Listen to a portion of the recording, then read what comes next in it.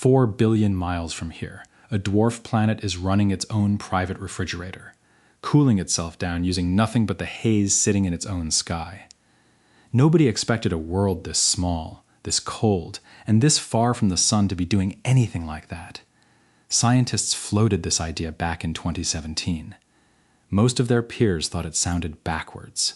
There was no instrument on Earth capable of actually testing it. Then the James Webb Space Telescope pointed its infrared eyes at Pluto, and it confirmed almost exactly what that crazy idea predicted. Plus, 2 more discoveries nobody saw coming, involving a moon slowly turning red from 1 billion years of stolen atmosphere and a chemical process that's been quietly running non-stop for 4 billion years. Stick around, because what Webb actually confirmed about Pluto is raising bigger questions than most headlines are giving it credit for. Subscribe now. This channel breaks down real space discoveries without the exaggeration, and there's more coming out of the outer solar system than you'd expect. Let's go back to where this story actually begins, because Pluto's history is stranger than most people remember. In 1930, a 24-year-old assistant named Clyde Tombaugh, working at an observatory outside Flagstaff, Arizona, was handed one of the most tedious jobs imaginable: photograph the same patch of night sky on different nights, then flip back and forth between the plates, hunting for a single point of light that had shifted position. Most nights produced nothing. Then, on one plate in February of that year, something moved. A tiny dot shifted against a background of fixed stars. That dot became Pluto.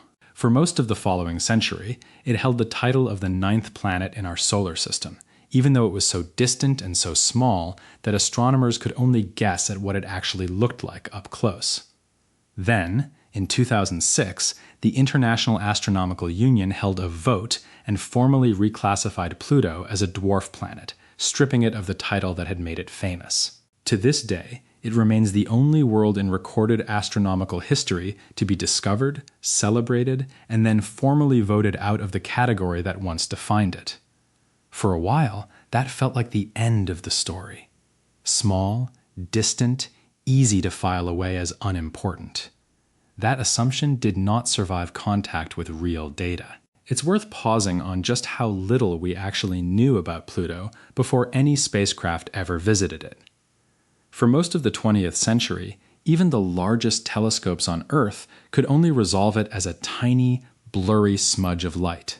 Astronomers could pin down its orbit fairly precisely, since that only required tracking its position over time, but its size, its surface composition, and whether it even had an atmosphere at all remained genuinely open questions for decades. Some early estimates wildly overstated its size based on gravitational effects on Neptune and Uranus that later turned out to be measurement errors rather than anything caused by Pluto at all.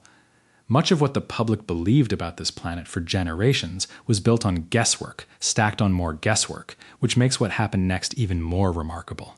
In July 2015, after a journey lasting 9.5 years across billions of miles of empty space, NASA's New Horizons spacecraft flew past Pluto at more than 30,000 miles per hour. It had exactly one chance. No orbit, no second pass, just a narrow window of a few minutes to capture as much as possible before continuing on into the darkness of the Kuiper Belt forever. What it sent back rewired what scientists thought they knew. A massive, pale, heart-shaped plane stretched across the surface, smooth and strangely young-looking compared to the ancient, heavily cratered terrain around it. Mountains built from solid water ice rose more than 10,000 feet into a thin, hazy sky, frozen so hard at those temperatures that it behaved less like ice and more like solid rock. Fields of nitrogen ice appeared to be slowly churning in giant convection patterns, hinting at heat and motion beneath a crust scientists had assumed was completely dead. And layer after layer of blue haze rose, hundreds of miles above the surface, visible even backlit by the sun. Pluto did not look like a leftover chunk of frozen rock. It looked like a world still in the process of becoming something. But New Horizons only got one look. It captured what it captured and kept flying deeper into the outer solar system, never to return. Whatever it missed on that single pass would remain a mystery for years. What researchers needed next wasn't a better photograph. It was a way to read Pluto's chemistry directly from billions of miles away without ever sending another spacecraft. That's exactly what the James Webb Space Telescope was eventually able to do. Fundamentally different from a spacecraft like New Horizons. Webb doesn't fly past anything and snap a picture. It reads light itself, breaking it apart into individual wavelengths to reveal the precise chemical fingerprint of whatever it's staring at. Pointed at a faint pinprick of reflected sunlight billions of miles away, it can tell researchers what molecules are present, how warm different layers of an atmosphere actually are, and how that atmosphere behaves over time, all without physically traveling anywhere. The technical challenge here is worth appreciating on its own. Pluto and its largest moon, Charon, sit so close together in the sky from Webb's point of view that separating their individual thermal signals used to be practically impossible with earlier telescopes. Researchers had repeatedly tried to detect the exact haze signature they were looking for and repeatedly come up empty. Not because the signal didn't exist, but because their instruments simply couldn't tell how much of the detected heat was coming from Pluto itself and how much was bleeding in from Charon sitting nearby. Webb's much larger mirror and far more sensitive infrared instruments finally solved that specific problem, letting scientists cleanly isolate Pluto's own thermal signature for the first time. Starting in 2022, once its instruments were fully calibrated for exactly this separation, Webb turned its attention to Pluto. What's come back since hasn't just been a prettier picture. It's closer to a full diagnosis, revealing behaviors so unusual that researchers are still working out how to fully explain some of them. The first major finding involves that same blue haze New Horizons photographed back in 2015. Researchers already knew Pluto's thin atmosphere was wrapped in a delicate shroud of hydrocarbon particles. What nobody had confirmed was exactly what that haze was doing to the world underneath it. Back in 2017, planetary scientist Ji Zhang at the University of California, Santa Cruz, proposed an idea that sounded almost backwards at the time. On Saturn's moon, Titan, atmospheric haze traps heat and warms the world below it. Zhang argued Pluto's haze might be doing the exact opposite, absorbing sunlight during the day and radiating that energy straight back out into space as infrared heat, faster than Pluto's extremely thin atmosphere could ever hold onto it. In effect, the haze wouldn't act like a blanket.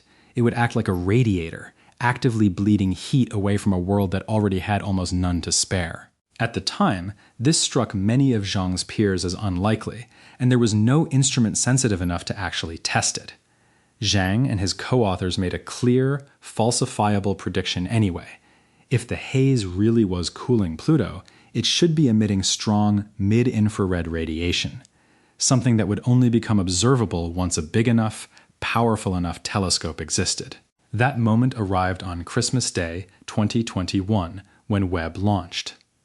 Once its mid-infrared instrument, MARI, was calibrated and sensitive enough to separate Pluto's faint thermal signal from Charon's, a team led by astronomer Tanguy Bertrand at the Paris Observatory used it to measure Pluto's atmosphere directly. The results, published in Nature Astronomy in June 2025, confirmed almost exactly what Zhang had predicted 8 years earlier. Pluto's upper atmosphere really is being actively cooled by the haze particles suspended within it, roughly 30 degrees Fahrenheit colder than earlier models had expected, with a measured temperature near -203 degrees Celsius. Researchers now describe this as a genuinely new kind of climate, one that behaves differently from every other atmosphere studied anywhere else in the solar system. Pluto isn't simply cold because it sits far from the sun. In a very real sense, it appears to be actively refrigerating itself. Scientists are still working out how far the consequences of that reach, including whether similar hazes are quietly shaping the climate of Neptune's moon Triton, or even hinting at what Earth's own atmosphere may have looked like billions of years ago, long before oxygen ever built up in our skies. As Zhang himself put it, Pluto sits in a genuinely unique spot in the range of how planetary atmospheres behave. And it's not the only hazy nitrogen hydrocarbon world out there worth understanding better. There's a second discovery tied to that same haze, quieter, but honestly, just as strange once you sit with it. Even the extremely faint trickle of sunlight that reaches Pluto is enough to break apart methane molecules high in its atmosphere. Those broken fragments don't simply vanish. They recombine into heavier compounds, forming a slow chemical cascade that eventually produces reddish-brown particles known as tholins, which drift downward and settle onto the surface below. New Horizons caught early traces of this process back in 2015, and more recent observations have continued refining exactly how it unfolds. Here's the detail that tends to stop people in their tracks. Tholins belong to the same broad family of organic molecules some scientists believe may have once rained down onto early Earth, potentially contributing raw material for the kind of chemistry that eventually led to life here. On Pluto, that same basic process has apparently been running for roughly 4 billion years. A slow, continuous snowfall of biological building blocks, landing on a surface too frozen for any of it to ever spark into something alive. To understand just how extreme that cold really is, look at the raw numbers. Sunlight reaching Pluto is roughly 1,000 times fainter than sunlight reaching Earth. Even high noon there would look closer to heavy twilight here. Surface temperatures generally sit somewhere between about -387 degrees Fahrenheit and -369 degrees Fahrenheit, more than 250 degrees colder than the coldest temperature ever recorded anywhere on Earth. At those temperatures, nitrogen, the same gas making up most of the air you're breathing right now, freezes completely solid. The atmosphere around you, as you watch this, would on Pluto simply become part of the frozen landscape. Why do researchers care so much about this chemical process beyond it simply being strange? Scientists studying the origins of life on Earth have long debated where the first organic building blocks actually came from. Whether they formed here on the early planet itself, or whether at least some of that raw material arrived from space, carried by comets, asteroids, or slow chemical processes happening in distant icy environments like the one we're now watching unfold on Pluto. Studying a real, ongoing example of that chemistry running continuously for billions of years on a nearby world gives researchers something they otherwise couldn't have: an active natural laboratory for a process that, on Earth, finished playing out and left behind only indirect evidence billions of years ago. Pluto, in that sense, may be one of the closest things we have to a working model of the raw chemical conditions that existed before life ever began anywhere. The third major finding tends to unsettle people the most once it's explained properly. Pluto has been slowly leaking into space for billions of years. Methane and other light molecules drift upward through its thin atmosphere, slip past its weak gravity, and escape outward. Scientists already suspected this was happening, but for a long time, nobody knew exactly where all that escaping material was actually going. It wasn't simply vanishing into empty space. Something was catching it. Pluto's largest companion, a battered ice moon named Charon, roughly 750 miles across, orbits in an extremely tight gravitational partnership with Pluto. Most of Charon's surface is fairly unremarkable water ice, ancient and heavily cratered, except at its poles, which are stained a deep, unmistakable reddish-brown, darker than anything else visible on the moon. For years, researchers suspected a connection between that coloring and material escaping from Pluto, but lacked the tools to confirm it directly. The mechanism turns out to be tied closely to Charon's extremely slow, extremely long seasons. Because of the way Charon is tilted as it orbits alongside Pluto, its northern polar region spends multiple decades in complete darkness at a time, with no sunlight reaching it at all during that stretch. That makes the pole an extremely effective cold trap, a place where escaping methane molecules drift in, freeze solid onto the surface simply because there's no warmth to keep them as gas, and sit there accumulating for years before sunlight finally returns. Once sunlight does return, it doesn't simply melt that frozen methane away. Instead, ultraviolet radiation and cosmic rays break the frozen molecules apart and reassemble the fragments into heavier, more complex reddish compounds, essentially locking in that dark coloring permanently, rather than letting it evaporate back into space. A widely cited 2016 study first showed that methane escaping from Pluto's atmosphere drifts across the roughly 12,000 miles of space separating the two worlds, gets captured by Charon's gravity, freezes onto its cold polar surface, and is then broken apart by sunlight and cosmic radiation into the same kind of heavy organic compounds that color Pluto's own surface. Two worlds locked together in a slow, ongoing exchange of atmosphere and color that has apparently been running quietly since long before either one had a name. Charon had one more surprise waiting. In October 2024, a team led by researcher Silvia Protopapa at the Southwest Research Institute used Webb data to confirm the presence of both carbon dioxide, the same gas leaving your lungs with every breath, and hydrogen peroxide, the same compound sometimes used to disinfect a wound, frozen directly onto Charon's surface. According to the published research, the carbon dioxide most likely originated from underground material exposed by impact craters, while the hydrogen peroxide appears to have formed through years of radiation striking Charon's water ice and rearranging it into something new. Researchers noted that this specific combination of frozen chemicals had never been confirmed on Charon before. One more layer to a moon that keeps turning out to be far more chemically complex than its plain, icy appearance would ever suggest. Picture, for a moment, what it would actually be like to stand on Pluto's surface, because the details are almost hard to imagine otherwise. The sun would still be visible, but only as an intensely bright point of light, smaller than a pinhead held at arm's length, giving off no real warmth and no meaningful glare. You could look directly at it without any discomfort. The sky around it would sit in a permanent grayish-blue gloom, thick with haze, never fully day and never fully night, just an unchanging dimness. The ground beneath your feet wouldn't behave anything like ice does on Earth. At nearly 400 degrees below zero, water ice stops being slippery and instead behaves closer to solid rock. Hard enough to ring, almost like metal if struck. The atmosphere, roughly 100,000 times thinner than Earth's, would offer nothing to breathe, though the extreme cold would reach you and freeze exposed skin almost instantly, long before the thin atmosphere itself became the immediate danger.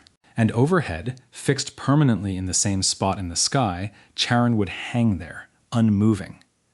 The two worlds are close enough in size that they don't orbit each other the way Earth orbits its own moon.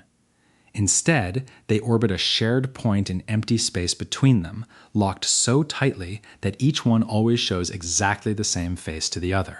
A silent standoff that's been running for billions of years. The surface itself holds its own separate mysteries. In a region researchers named Tartarus Dorsa, New Horizons photographed something no spacecraft had ever documented anywhere else in the solar system. Tall rows of jagged ice blades, some reaching more than 1,500 feet high, made of frozen methane and arranged in long parallel ridges. Similar but far smaller formations exist on Earth in certain high-altitude deserts, where they're known as penitents and rarely grow taller than an average person. Scientists believe Earth's versions form through a slow process where sunlight causes uneven melting and sublimation across an icy surface, carving out taller sections while lower areas erode away faster. On Pluto, that same basic process appears to have played out on a vastly larger scale, over a much longer stretch of time, using frozen methane instead of frozen water. A 2025 analysis of the original New Horizons data suggests these towering ice blades may wrap around as much as 60% of Pluto's equator, an entire ring of jagged frozen terrain circling the dwarf planet.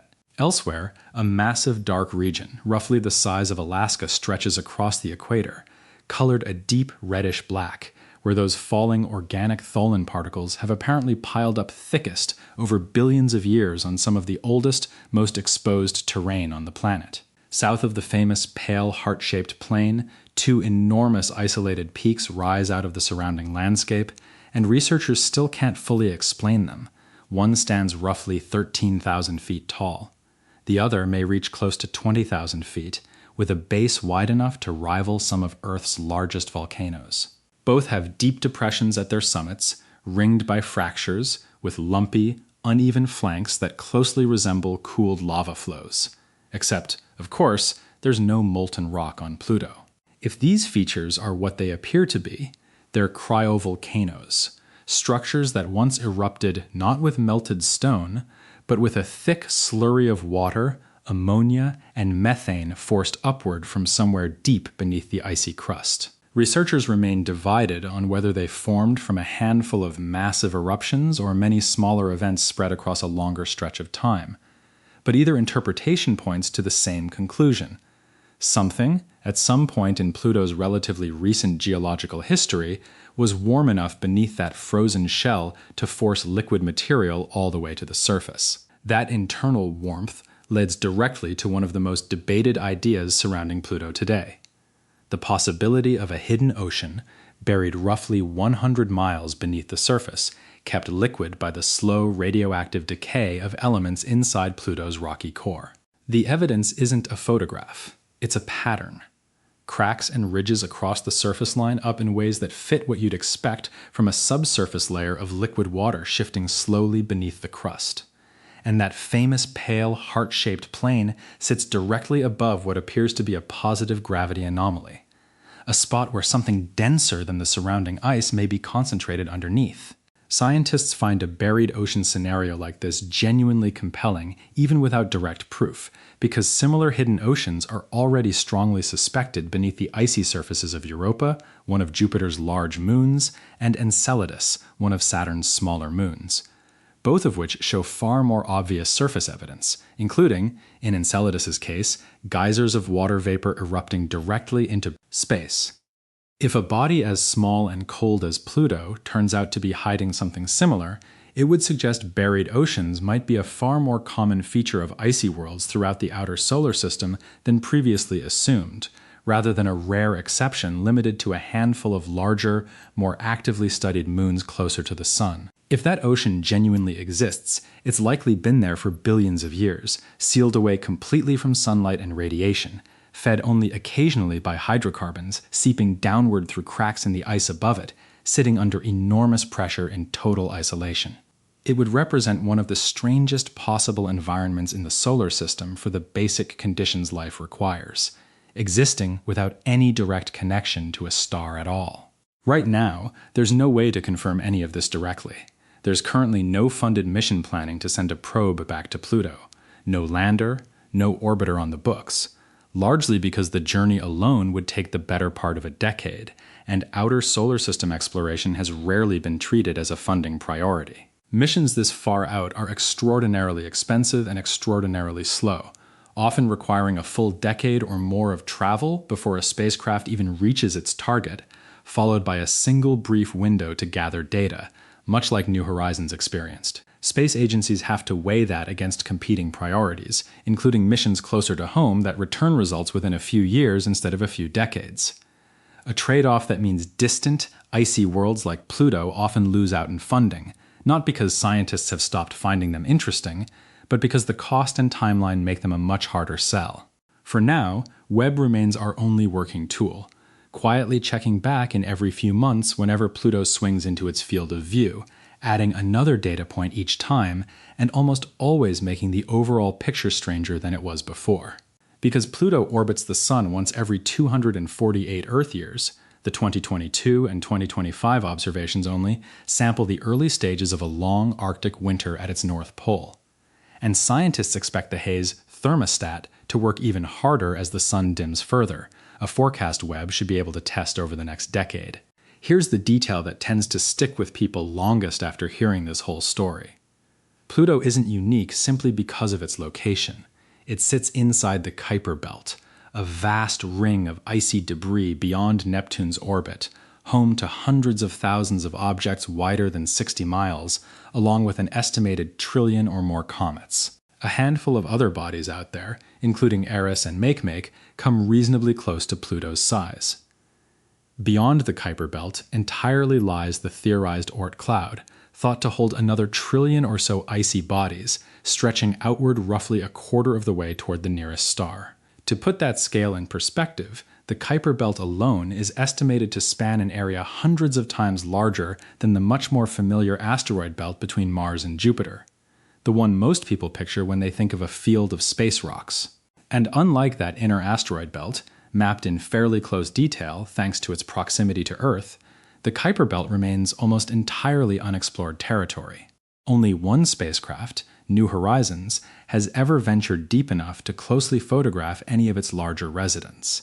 And even that mission only managed close flybys of two objects, Pluto and a much smaller, more distant body nicknamed Arrokoth, out of the hundreds of thousands of similarly sized worlds believed to exist out there. If Pluto is genuinely cooling its own sky, slowly bleeding its atmosphere onto a companion moon, and possibly hiding a liquid ocean beneath a shell of solid ice, there's no obvious reason to assume it's the only object out there doing anything like this.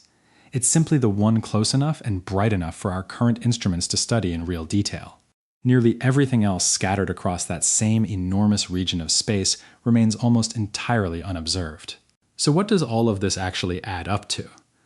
Pluto was never really the dead end of the solar system that a single vote in 2006 made it seem like. It turned out to be the beginning of a whole set of new questions scientists are still learning how to properly ask. Out past Neptune's orbit, in the cold and the dark, there are trillions of other worlds we've barely glanced at, let alone studied closely. And if one small, frozen, formerly dismissed dwarf planet was hiding this much complexity underneath its surface, it's genuinely worth wondering what all those other distant worlds might be hiding too. If stories like this one, grounded in real, published research rather than exaggerated headlines, are what you want more of, subscribe to this channel and turn on notifications, because Webb is still pointing back at Pluto every few months, and there's a real chance the next round of data adds another genuinely strange piece to this puzzle. Thanks for watching, and I'll see you in the next one.